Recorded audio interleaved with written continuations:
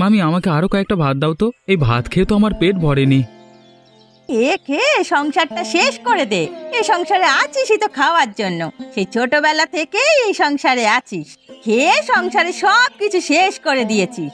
নিজের বাবা মাকে তো খেয়েছিস, এখন খাবি আমাদের সংসারটা। সংসারে কোনো আয় উন্নতি নেই, পড়ে পড়ে শুধু খাওয়া। মা, তুমি রোহিত দাদাকে এভাবে কেন বলছো? খাবারই তো চেয়েছে। তোকে বেশি কথা বলতে বলিনি আমি। বেশি কথা বললে একদম তোকেও ভাত খাওয়া বন্ধ করে দেব। নিজে খেতে পারে না, আবার এসেছে রোহিত দাদার পক্ষে কথা বলতে। আমার সাথে এমন করছো কেন মামি? আমি তো যতটা পারি তোমাদের সাহায্য করি, তার উপর আবার বাবা মাকে নিয়ে খোঁটা দিচ্ছ কেন আমাকে? তারা তো দুর্ঘটনায় মারা গেছে, আমি কি খেয়েছি তাদের? তারপর তোমরা যত ভালো ভালো খাবার খাও, আমাকে তো তা দাওই না। সবসময় ডাল ভাতই আমাকে বেশিরভাগ দাও। মানে তোমাদের খাবার থাকলে সেগুলো দাও, আমি সেগুলো তো কিছুই বলি না, চুপচাপ খেয়ে নি। তোর মামার হোটেলে সেই ডাল ভাত খেয়েই তো বেঁচে আছিস। বাড়িটা একটা হোটেল পেয়েছে, ডাল ভাত যে খেতে পাচ্ছিস সেটাই অনেক। আর কোনো ভাত নেই, যা খেয়েছিস যা, উঠে যা।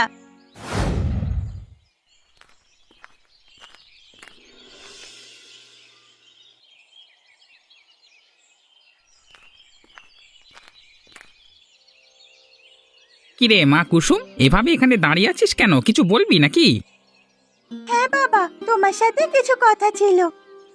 আচ্ছা আচ্ছা ঠিক আছে, দুপুরের খাবার খেয়ে তারপর না হয় শুনবো। রোহিত কোথায়? ওকেও ডেকে নিয়ে আয়, সবাই মিলে ভাত খাই। রোহিতদা ঘরে নেই, কোথায় যেন চলে গিয়েছে। কি বলছিস কি তুই? কোথায় আবার চলে যাবে? ভাত খাবে না ছেলেটা? মা রোহিত দাদাকে অনেক কথা শুনিয়েছে। সকালবেলা রোহিত দাদাকে ঠিক মতো ভাত খেতে দেয়নি, ভাত না দিয়ে খাওয়া থেকে উঠিয়ে দিয়েছে। মায়ের এমন আচরণ আমার ভালো লাগে না। ও আচ্ছা, এই কথা। তুই যা যা খুঁজে দেখ রোহিত কোথায় গেছে।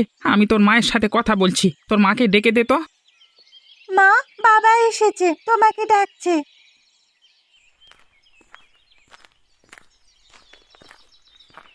কি হয়েছে? তুমি আবার আমাকে ডাকছো কেন? আমি সেই কখন আসলাম, ভাত দেবে না? খাবার খাবো না দুপুরে নাকি? ওরা সবাই কোথায়? রোহিত কোথায়? শুনলাম তুমি নাকি রোহিতের সাথে আবারও খারাপ ব্যবহার করেছো। তোমাকে না কতবার নিষেধ করেছি ওর সাথে খারাপ ব্যবহার না করতে। রোহিত নিশ্চয়ই তোমার কাছে বিচার দিয়েছে, তাই না? এবার ওকে মজা দেখাবো আমি। রোহিতের সাথে আমার কথাই হয়নি, তোমার মেয়ে বলে গেল। ও, মেয়েটাও বেশি বার বেড়েছে, ওকে শায়েস্তা করতে হবে। তুমি বেশি ঝামেলা করো না, নিজে অন্যায় করো আবার অন্যকে শায়েস্তা করতে যাও। যাও যাও, আমার জন্য ভাত দাও।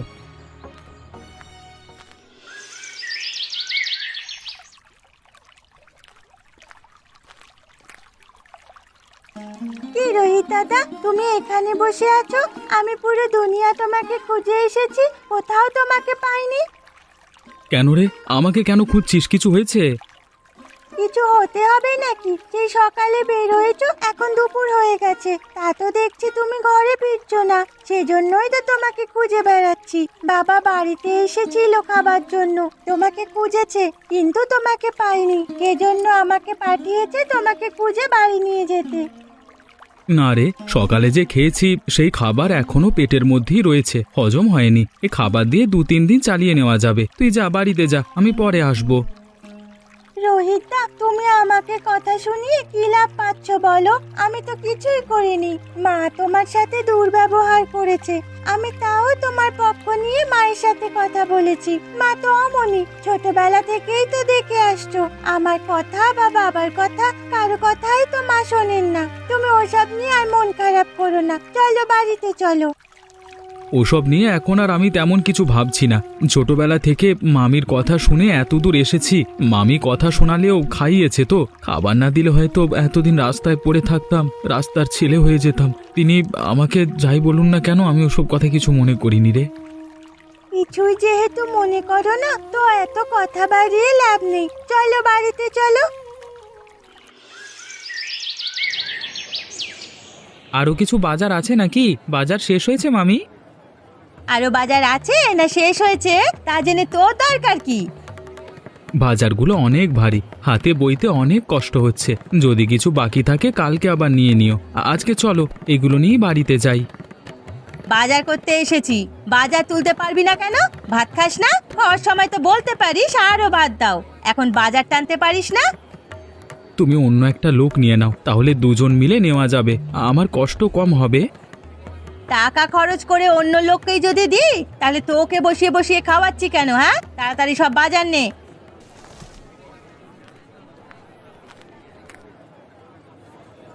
এ তুই কি করলি জানোয়ার? বাজারের ব্যাগটা ফেলে দিলি হতচ্ছাড়া, বদমাইশ কোথাকার! ইচ্ছে করে ব্যাগটাকে ফেলে দিয়েছে, আমি সবটা ভালোভাবে বুঝতে পারছি। ব্যাগের মধ্যে আমার ডিম ছিল, নির্বাচিত সব ডিম ভেঙে গেছে। এর টাকা কি তোর বাপ দেবে নাকি রে? হ্যাঁ, বিশ্বাস করো মামি, আমি ইচ্ছে করেই ফেলিনি। আমি তো তোমাকে আগেই বললাম আমার হাতটা ব্যথা হয়ে আছে, এত বাজার আমি ধরে হাঁটতে পারছি না, সেই জন্যই তো পড়ে গেল। বাজারে সবাই তাকিয়ে আছে। আবার আমার মুখে মুখে তর্ক করছিস? বাড়িতে চল, বাড়ি গিয়ে আজকে তোর মজা আমি দেখাচ্ছি।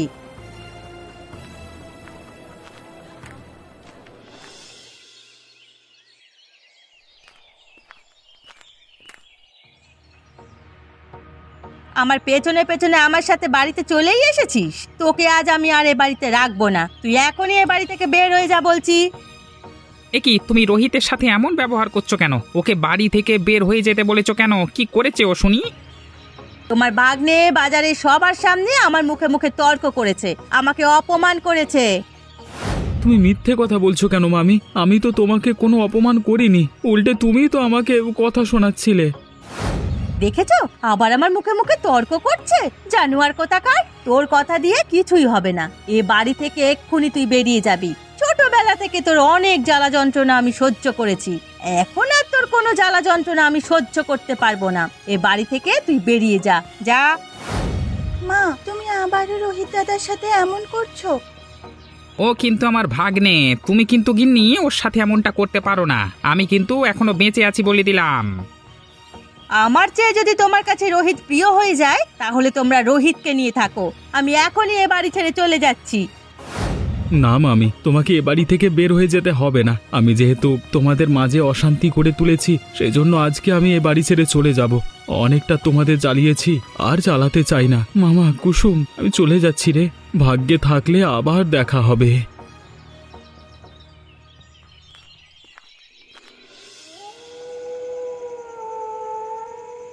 কি গো ছেলে, তোমার কি নাম? সে কখন থেকে দেখছি তুমি এখানে একা বসে আছো, বসে বসে কাঁদছো দেখছি। তা কি হয়েছে তোমার? আমার কাছে বলো, আমি দেখছি কোনো সমাধান করতে পারি কিনা। আপনি আমার কি সমাধান করবে না? আমার কোনো সমাধান নেই। যার এই দুনিয়ায় কেউ নেই তার কোনো সমাধান নেই। আপনি শুধু শুধু চেনে কোনো লাভ হবে না, আপনি আপনার কাজে যান। তোমার নামটা কি সেটাও তো বললে না, সেটা তো জানতে চাইলাম নাকি। আমার নাম রোহিত। তুমি এখানে বসে এমন মন খারাপ করে কাঁদছো কেন? কিছু হয়েছে নাকি তোমার? বাড়ি থেকে আমার মামি আমাকে বের করে দিয়েছে। এ দুনিয়ায় মামা মামি ছাড়া আমার কেউ নেই, আর একটি মামা তো বোন আছে। মামি আমাকে পছন্দ করে না। ছোটবেলা থেকে অনেক অত্যাচারের উপর মানুষ হয়েছি। আমার মামা এবং বোন, তাদের বিরুদ্ধে আমার কোনো অভিযোগ নেই। তারা নেহাত ভালো মানুষ। তাদের জন্য হয়তো আমি এতটা কষ্ট হলেও আজকে বড় হতে পেরেছি, নাহলে এতদিনের মানুষের লাথি ঝাঁটা খেয়েই হয়তো মরে যেতাম। আচ্ছা, এই ব্যাপারটা। তা এখানে বসে থেকে কি লাভ হবে? এখানে বসে আছো যে। কোনো লাভ হবে না। কোথায় যাব, কি করব, কিছুই তো বুঝতে পারছি না। আমি একজন শিল্পপতি, আমার একজন বিশ্বস্ত কর্মচারী দরকার। তুমি চাইলে আমার কারখানায় কাজ করতে পারো। আপনি যদি আমাকে একটা কাজ দেন তাহলে তো ভালোই হয়। তাহলে তুমি আমার সাথে চলো।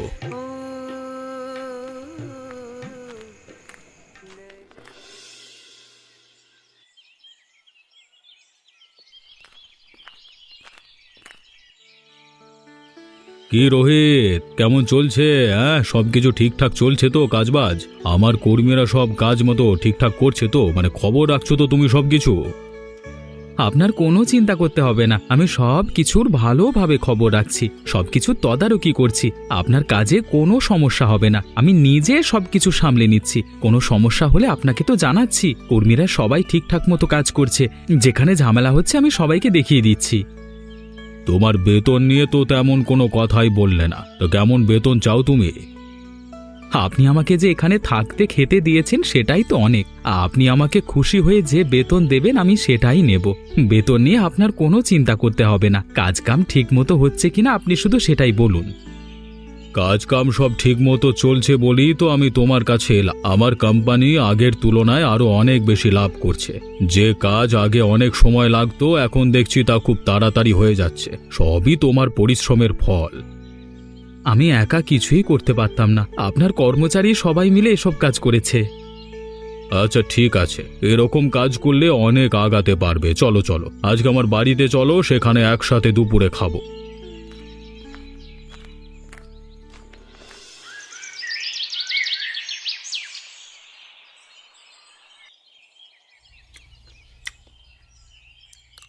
তা খাবার কেমন লাগছে রোহিত? ভালো লাগছে তো? খাবারের যদি বদনাম করা হয় তাহলে কিন্তু এখনই খাবার কেড়ে নেওয়া হবে। আমি নিজে হাতে কষ্ট করে রান্না করেছি, আমার খাবারের বদনাম কেউ কোনোদিন করতে পারেনি। যদি আজকে উনি আবার আমার খাবার নিয়ে কিছু বলে তাহলে উনি আর এখন আমার হাতের খাবার খেতে পারবেন না, এই আমি বলে দিচ্ছি। ও আচ্ছা রোহিত, তোমার সাথে মাধুরীর তো পরিচয় করে দেওয়া হয়নি আগে। তোমাদের তো কোনোদিন দেখাই হয়নি। ও হচ্ছে আমার মেয়ে মাধুরী। ওর মা অনেক আগেই মারা গেছে।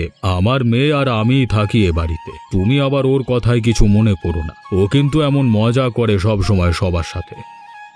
ও আচ্ছা, উনি আপনার মেয়ে? আমি সেরকমটাই আন্দাজ করতে পেরেছিলাম। তবে ওনার খাবারের আমি বদনাম করব না, খাবার মোটামুটি ভালোই হয়েছে। শুধু মোটামুটি, বেশি ভালো হয়নি তাই না? আরে না না, আমি সেরকমটা বলতে চাইনি, পর্যাপ্ত পরিমাণে মজা হয়েছে। আরে মাধুরী, দে দে দে, একটু থাম, ছেলেটা এসেছে, ওকে একটু শান্তি করে খাবার দে। ওরে তোর জন্য তাও পাচ্ছে না খেতে ও। আমি কি তার খাবার আটকে রেখেছি নাকি? না প্লেট নিয়ে নিয়েছি? খাবারের তার খাওয়া শেখাতো না, আমি কি কিছু বলেছি নাকি? হয়েছে হয়েছে, অনেক হয়েছে। তোর সাথে আর তর্ক করে আমি পারবো না। এবার একটু শান্তি করে সবাই মিলে খাই।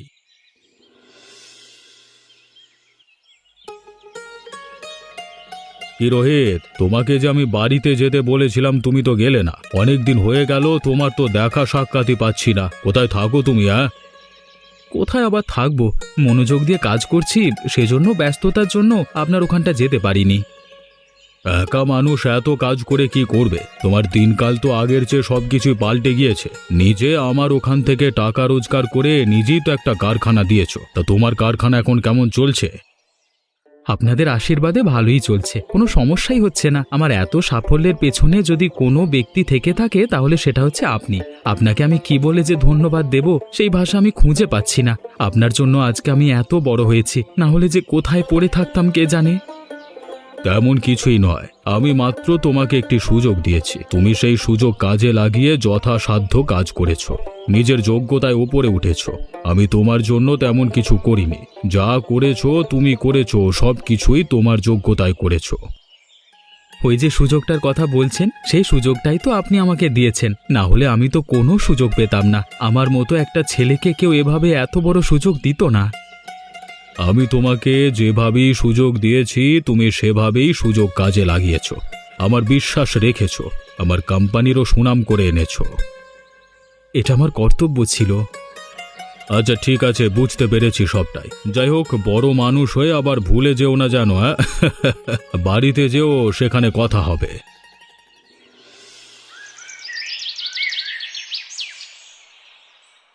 কি করব কিছুই তো বুঝতে পারছি না।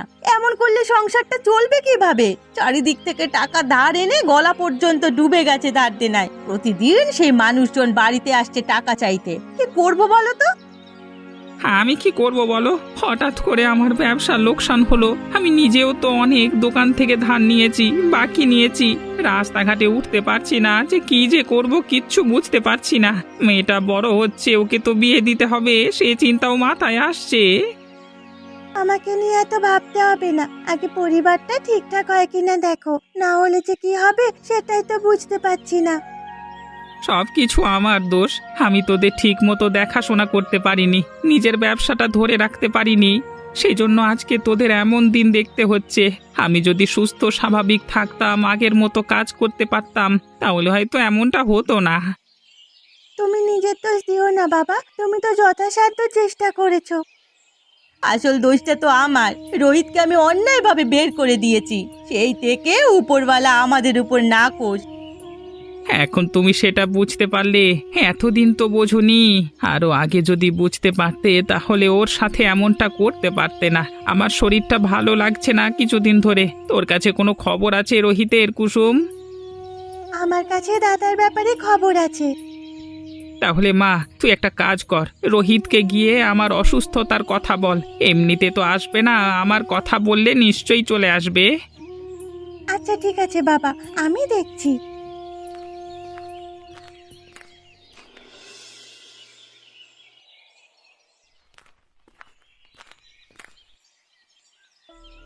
এটা কি রায় বাহাদুর বাবুর বাড়ি? হ্যাঁ, এটা রায় বাহাদুর বাবুর বাড়ি। আমি নিজেই রায় বাহাদুর। তা তোমাকে তো চিনতে পারলাম না মেয়ে, তুমি কোত্থেকে এসেছো? আমাকে খুঁজছো কেন? আমি অনেক দূর থেকে এসেছি। আমি জানি আমার দাদা এখানে থাকে। আমার দাদাকে খোঁজার জন্যই আমি এখানে এসেছি। তোমার দাদার খোঁজে মানে? তোমার দাদা আবার কে? রোহিত হলো আমার দাদা। দাদা আছে আপনাদের এখানে? বাবা, মেয়েটা কি বলছে? তুমি ওকে চেনো? হ্যাঁ, আমি ওকে চিনি। ও রোহিতের মামাতো বোন। রোহিত ওর কথা আমাকে বলেছে। রোহিত বাসায় আছে, দাঁড়াও ডাকছি। রোহিত, রোহিত এদিকে আসো তো, দেখে যাও কে এসেছে।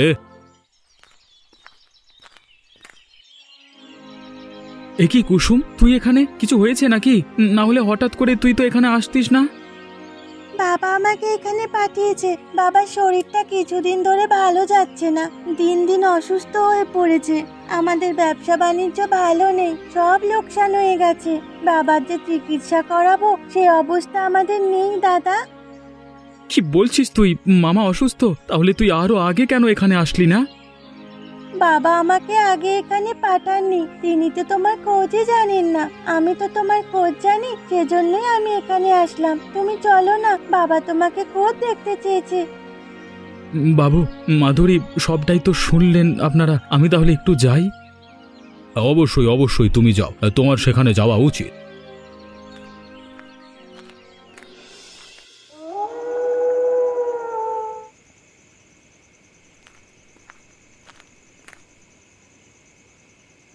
কি হয়েছে মামা? দেখো আমি এসেছি, আমি রোহিত। মামা দেখো। তুই এসেছিস রোহিত? আরে কতদিন পরে তোকে দেখলাম। ভেবেছিলাম এ জীবনে তোকে মনে হয় আর দেখতে পাবো না। তোকে না দেখেই হয়তো বা পরপারে চলে যাবো রে। তুমি এসব কথা কি বলছো মামা? তোমার কিছুই হবে না। দেখো আমি এখানে এসেছি, আমি তোমার কিছুই হতে দেব না। তুই এখান থেকে চলে যাওয়ার পর আমি একদম ভেঙে পড়েছি। কোনোভাবেই আর ব্যবসায় আয় উন্নতি করতে পারিনি, সব কিছু লোকসান হয়েছে। হ্যাঁ, এখন আমার দেনা খেয়ে থাকবার মতো উপায় হয়েছে। তোর বোন কুসুম তো বড় হয়েছে, ওকে বিয়ে দিতে হবে। এত চাপ আমি কি করে নেব? সেই জন্য অসুস্থ হয়ে পড়েছি রে।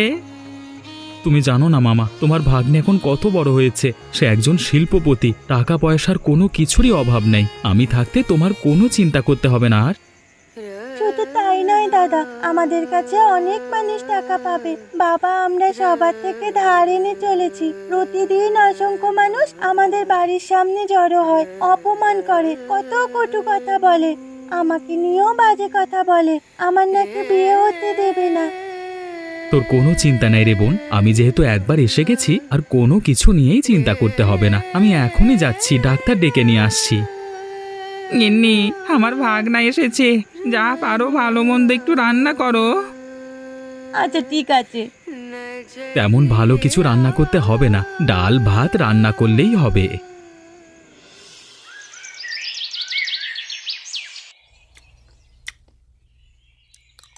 বলেছিলাম না মামা, তোমার কোনো চিন্তা করতে হবে না। চিন্তায় চিন্তায় তুমি অসুস্থ হয়ে পড়েছো। আমি এসেছি, সকল চিন্তা দূর হয়ে গেছে। এখন দেখেছো তুমি দিব্যি সুস্থ হয়ে উঠেছো। আমিও তো সেটাই ভেবেছিলাম।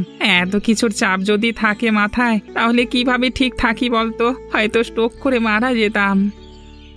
বাজারে গেছিলাম ভোরবেলায়। তোমার কাছে যত মানুষ টাকা পয়সা পেত, কুসুম বলেছে আমি যথাসাধ্য সবার টাকা পরিশোধ করেছি। তাও যদি দু একজন বাদ থেকে যায়, বাড়িতে এসে আমাকে বলবে, আমি সবার টাকা পরিশোধ করে দেব। তোমার কোনো সমস্যা নেই।